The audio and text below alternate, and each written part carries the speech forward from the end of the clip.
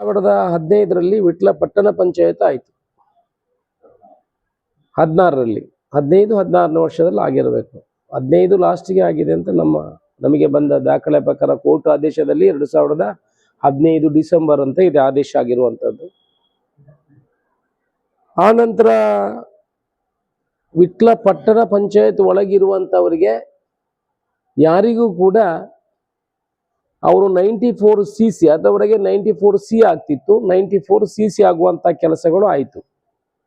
ಆದರೆ 94cc ಆಗುವಾಗ ಕೂಡ 1.38 ಸೆನ್ಸ್ ಜಾಗವನ್ನು ಅವರಿಗೆ ಸರ್ಕಾರ ಮಂಜೂರು ಮಾಡಲಿಕ್ಕೆ ಇಲ್ಲಿಯ ಆಗಿನ ಅಸಿಸ್ಟೆಂಟ್ ಕಮಿಷನ್ ಅವರು ಇದು ಆರಂಭ ಮಾಡಿದರು.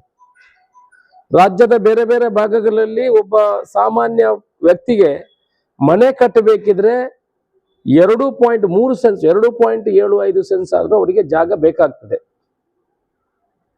ಆಗ ಇಲ್ಲಿ ಕರ್ನಾಟಕದಲ್ಲಿ ಬಿಜೆಪಿ ಸರ್ಕಾರ ಆಡಳಿತದಲ್ಲಿತ್ತು.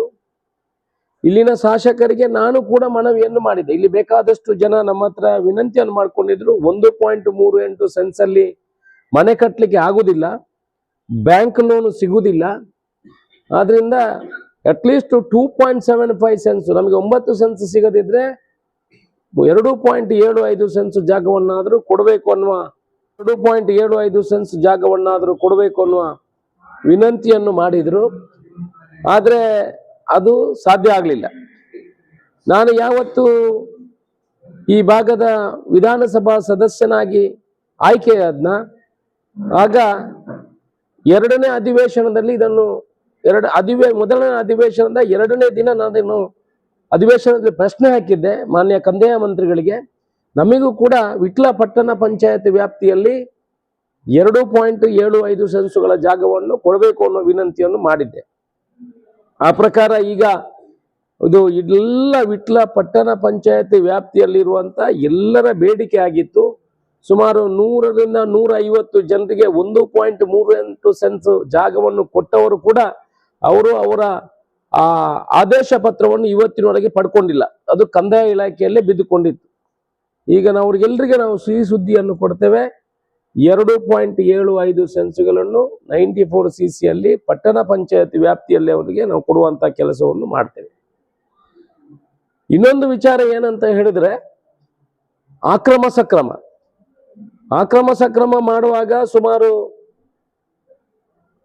ಪಟ್ಟಣ ಪಂಚಾಯತ್ ವ್ಯಾಪ್ತಿಯಿಂದ 5 ಕಿಲೋಮೀಟರ್ ವರೆಗೆ ಇರುವಂತ ಏರ್ ರೇಡಿಯಸ್ ಅಂದ್ರೆ ನಮ್ಮ ಮೇಲ್ಗಡೆ ರೋಡಿನಲ್ಲಿ ಹೋಗಿಲ್ಲ 5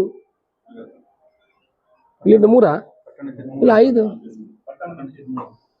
3 ಕಿಲೋಮೀಟರ್ ಅಲ್ಲಿ 5 ಕಿಲೋಮೀಟರ್ ಇದೆ ನಮ್ಮಲ್ಲಿ ಪಟ್ಟಣ ನಗರಸಭೆಯಲ್ಲಿ 3 ಕಿಲೋಮೀಟರ್ ವ್ಯಾಪ್ತಿಗೆ ಯಾವುದೇ ಭಾಗದಲ್ಲಿ ಆಕ್ರಮ ಸಕ್ರಮವನ್ನು ಮಾಡುವುದಿಲ್ಲ ಅನ್ನುವ ಒಂದು ಕಾನೂನಿನ ಮುಖಾಂತರ ನಮ್ಮ ಪಕ್ಕದಲ್ಲಿ ಕೇಪು ಬೇರೆ ಬೇರೆ ಭಾಗದಲ್ಲಿ ಬೆರ್ನೆ ಬೆಲಿಯೂರು ಈ ಭಾಗದಲ್ಲಿ ಆಕ್ರಮ ಸಕ್ರಮ ಮಾಡ್ಲಿಕ್ಕೆ ಇಲ್ಲ ಅನ್ನೋ ಒಂದು ಅಧಿಕಾರಿಗಳೇ ಒಂದು ಕಾನೂನನ್ನು ತಂದಾಗೆ ಇತ್ತು. ಅಧಿಕಾರಿಗಳ ಜೊತೆ ಚರ್ಚೆಯನ್ನು ಮಾಡಿ ಆ ಭಾಗದಲ್ಲಿ ಬೆರ್ನೆ ಬೆಲಿಯೂರು ಭಾಗದಲ್ಲೂ ಕೂಡ ಆಕ್ರಮ ಸಕ್ರಮವನ್ನು ಮಾಡುವಂತ ಕೆಲಸವನ್ನು ಮಾಡ್ತೇವೆ. 94C ಮತ್ತೆ 94cc 4800 ಕಡತಗಳನ್ನು ಅಧಿಕಾರಿಗಳು ಅದು ಅನ್ವಯ ಆಗುವುದಿಲ್ಲ ಅನ್ನೋ ಒಂದು ರೀಸನ್ ಅನ್ನು ಕೊಟ್ಟು ಆ ಕಡತವನ್ನು ಬಂದ್ ಮಾಡಿ DC ಆಫೀಸ್ಗೆ ಕಳಿಸಿದ್ದಾರೆ. ಅದು ಜಿಲ್ಲಾಧಿಕಾರಿಗಳಲ್ಲಿ ಆ ಕಡತವನ್ನು ಅವರು ಕ್ಲೋಸ್ ಮಾಡುವಂತ ಕೆಲಸವನ್ನು ಮಾಡಿದ್ದಾರೆ. ಮಾನ್ಯ ಕಂದಾಯ ಸಚಿವರ ಹತ್ರ ಮಾಡಿ ಆ 4000 ಚಿಲ್ಲರೆ ಕಡತಗಳು ಏನಿದೆ ಅದು ಮರುಪರಿಶೀಲನೆಗೆ ಕಳಿಸ್ಕೊಡ್ಬೇಕು, ಅದನ್ನು ಮಾಡುವಂತಹ ಕೆಲಸವನ್ನು ಮಾಡಬೇಕು ಅಂತ ಅದಕ್ಕೂ ಕೂಡ ಸರ್ಕಾರದಿಂದ ಆದೇಶ ಮಾಡಿಸಿ ಈ 4800 ಕಡತಗಳು ಏನಿದೆ ಅವ್ರಿಗೆ ಎಲ್ಲ ವಾಪಸ್ಸು ಪರಿಶೀಲನೆ ಮಾಡಿ ಯಾರೆಲ್ಲ ಅದರಲ್ಲಿ ಮನೆ ಕಟ್ಟಿ ಕೂತಿದಾರ ಅವರಿಗೆ 94C ಮತ್ತೆ 94cc ಅನ್ನು ಕೊಡುವಂತಹ ಕೆಲಸವನ್ನು ನಾವು ಮುಂದಿನ ದಿವಸಗಳಲ್ಲಿ ಮಾಡ್ತೇವೆ. ಆಕ್ರಮ ಸಕ್ರಮ 2015ರಿಂದ ಡಿಸೆಂಬರ್ 15ಕ್ಕೆ ಬಂದಿರುವಂತ ಆದೇಶ ಏನಿದೆ ಅದಕ್ಕೆ ಮೊದಲು ಯಾರಾದರೂ ಪಟ್ಟಣ ಪಂಚಾಯತ್ ವ್ಯಾಪ್ತಿಯಲ್ಲಿ ಆಕ್ರಮ ಸಕ್ರಮಕ್ಕೆ ಅರ್ಜಿ ಹಾಕಿದವರು ಇದ್ರೆ ಅವರಿಗೆ ಈಗಲೇ 3 ಜನರಿಗೆ ಕೋರ್ಟಿನ ಆದೇಶ ಆಗಿದೆ. 2015ರಿಂದ ಮೊದಲು ಅವರು ಅಕ್ರಮ ಸಕ್ರಮಕ್ಕೆ ಅರ್ಜಿ ಹಾಕಿದ್ರೆ ಅವರು ಹೈಕೋರ್ಟ್ 3 ಜನರನ್ನು ನಾವು ಹೈಕೋರ್ಟ್ಗೆ ಕಳಿಸಿ ಅವರಿಂದ ಆದೇಶ ಮಾಡಿಸಿ ಅದನ್ನು ಅವರಿಗೆ ಅಕ್ರಮ ಸಕ್ರಮ ಮಾಡಬೇಕು ಅಂತ ಕೋರ್ಟಿಂದ ಆದೇಶ ಆಗಿದೆ. ನಿಮಗೆಲ್ರಿಗೂ ಅವಕಾಶ ಇದೆ. ನೀವು ಕೋರ್ಟ್ ಆದೇಶ ತಂದ ಕೂಡಲೇ ನಾವು ಅವರಿಗೆ ಅಕ್ರಮ ಸಕ್ರಮವನ್ನು ಮಾಡುವಂತ ಕೆಲಸವನ್ನು ಮಾಡ್ತೀವಿ.